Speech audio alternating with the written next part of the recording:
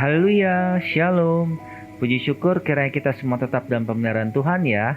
Pada renungan singkat kali ini, kita akan mendengarkan tema yaitu Iman Wanita Kanaan.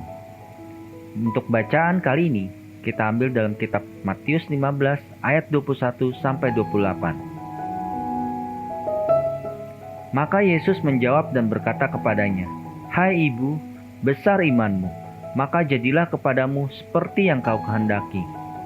Dan seketika itu juga anaknya sembuh. Matius 15 ayat 28.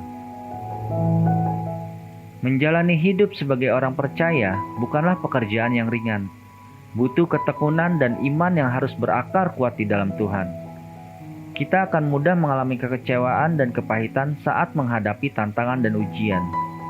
Kita pun tahu bahwa selama hidup di dunia ini, kita tidak pernah luput dari apa yang dinamakan yaitu masalah.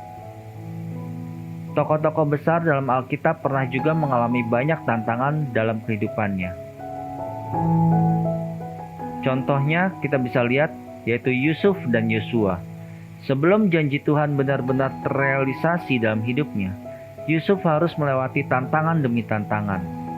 Yosua sebelum berhasil membawa bangsa Israel masuk ke tanah perjanjian, suatu negeri yang berlimpah susu dan madu, Yosua harus melewati rintangan dari bangsa-bangsa lain yang berusaha untuk menghadangnya.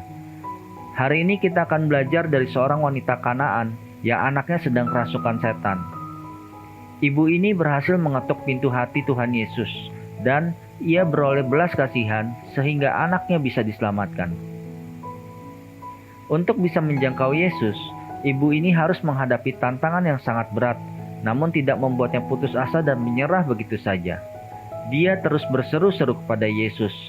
Dalam ayat yang ke-22 kita bisa baca, "Kasihanilah aku ya Tuhan, anak Daud, karena anakku perempuan kerasukan setan dan sangat menderita." Murid-murid Yesus merasa terganggu dengan teriakan wanita itu dan berniat mengusirnya. Wanita Kanaan ini bisa saja punya alasan untuk kecewa dan undur, apalagi mendengar perkataan dalam ayat yang ke-26. Tidak patut mengambil roti yang disediakan bagi anak-anak dan melemparkannya kepada anjing. Tapi dia tidak peduli. Imannya tidak menjadi lemah dan sama sekali tidak terpengaruh keadaan. Dia percaya dengan iman bahwa Yesus berkuasa melakukan segala sesuatu. Dari ketekunan wanita tersebut, akhirnya ia mendapat jawaban dalam ayat 28. "Maka jadilah kepadamu seperti yang kau kehendaki." Dan seketika itu juga anaknya sembuh. Di akhir renungan singkat ini, saya akan membacakan kata-kata penutup bagi kita semua. Jangan pernah menyerah. Pandang saja kepada Yesus karena Dia sanggup menolong kamu.